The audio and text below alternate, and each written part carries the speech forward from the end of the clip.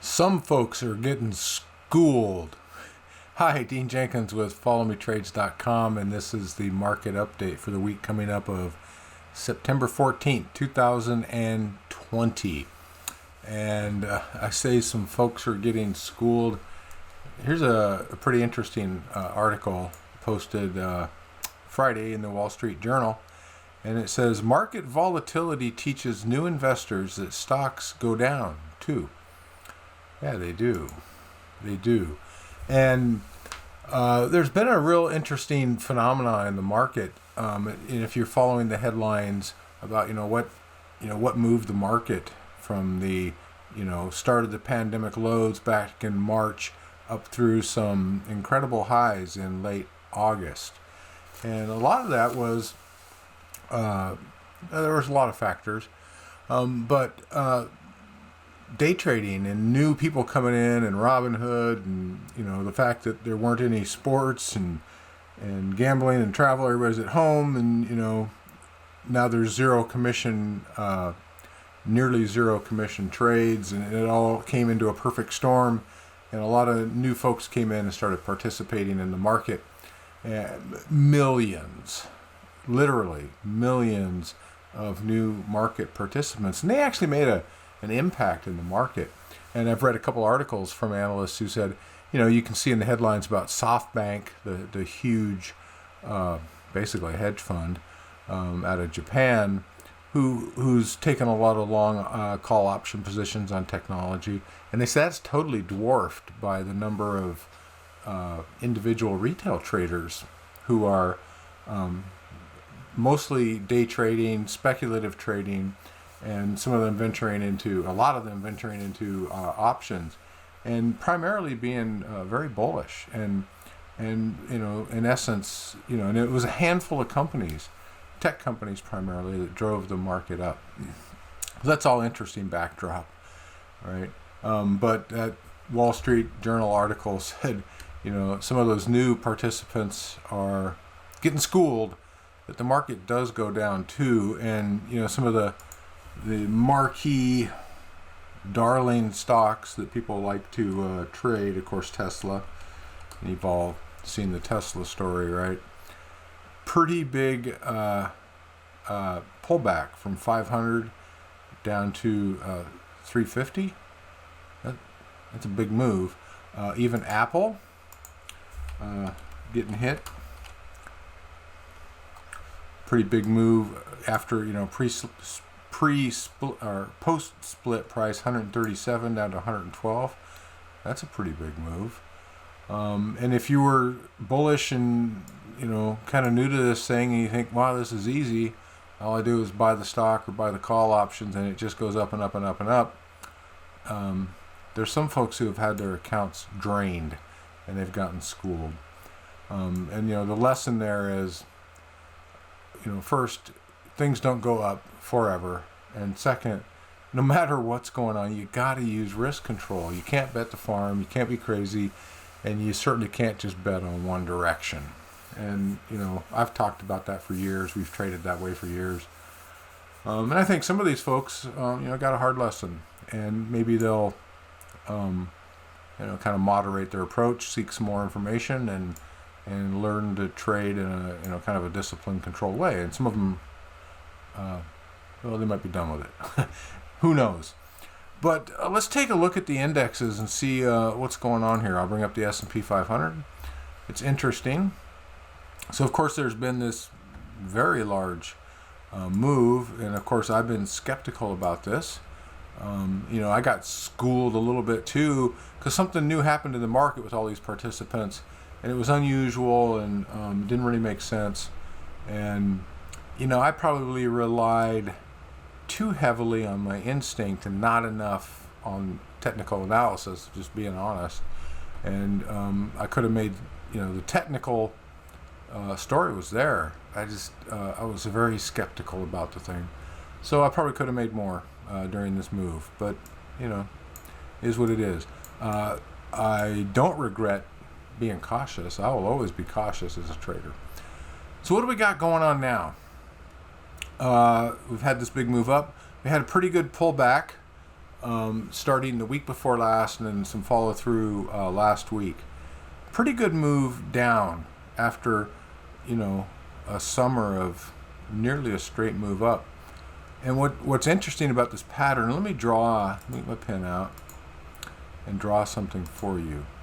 So here's the correction that began back in February, and there was a big move down.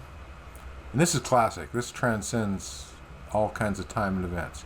Big move down, a correction up, and then a reversal down. And when it takes out those prior lows, that's a very high probability of continuing lows. That happened in 2008, even in smaller pullbacks.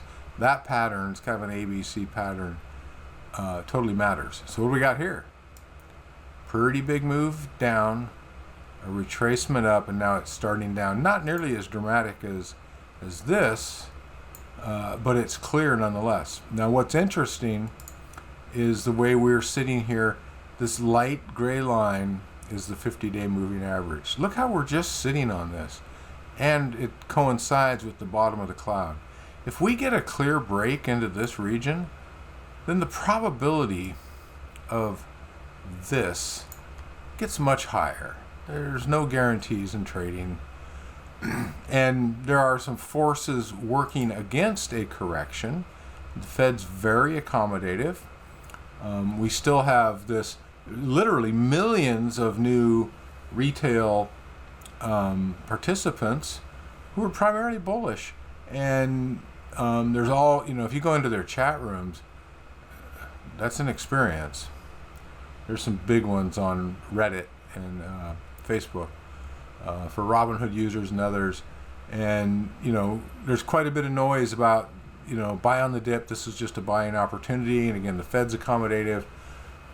So regardless of fundamentals, this could break some rules and be driven up. But if this does do this and shows this weakness, I'm probably going to be in a controlled fashion with risk control going short, because that's been a very reliable, regardless of cycle, pattern that indicates more lows to come. So be watching for it. That's what it looks like on the S&P 500. The other indexes look very similar. Let's look at the Dow. Here it is, same pattern, low, lower high, new low.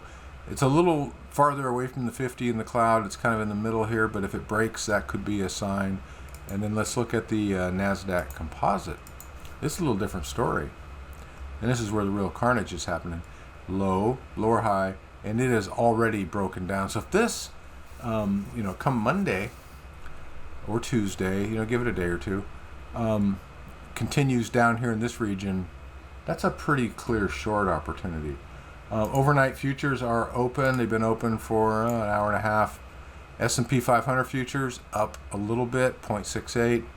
NASDAQ futures are up 1%. Dow futures up 0.5%. So there's a lot of time between now and the Monday morning opens. We'll see if that holds. And we could get some sideways movement, but watch primarily. The NASDAQ will be good. If we continue down into this territory, a couple red bars down, the retracement zone probably takes us down to here. That's a nice percent move. There's some real profit to be made there. I'm not saying this is absolutely going to happen, but if it does, we'll have some time. We're going to have some trade opportunities. So, down into this region, it's going to go down to here. That's the probability. So I'm watching for it. As always, we manage our position size. Every trade we put on, we determine up front how much we're willing to lose on the trade. It's an acceptable number, and we take the trade. And then when the market starts moving and some momentum goes, we can add to the trade using some math to never increase the risk, and things can be good. All right, that's what I'm watching for, and it could go up. If it finds support here and heads up, we could go on to new highs, and that could be tradable too. So we will participate in that if it happens. And we do have this thing coming up the presidential election in about just under 60 days now, and that could drive some volatility. We've also got the Fed meeting next week. Assume they're going to announce continued accommodation, and the Senate and the House are trying to. I don't know how much they're trying, but a new relief package is in play, and if news breaks on that either it definitely isn't going to happen or there's movement that it could happen, well, that could be a big deal. And the presidential debates begin at the end of this month, and they may give some clear momentum to one of the candidates, and that could cause a reaction. So lots going on, lots to watch for. As always, it's important to try and stay unbiased, focus on the reality, use risk control, and trade safe. Keep the winners big, losers small. If you're doing the math right and the position sizing right and the risk management right, you only got to win half your trades, and you can be a very profitable trader. So take heart. All right, hope that's helpful. Catch you next time. Thanks. Bye.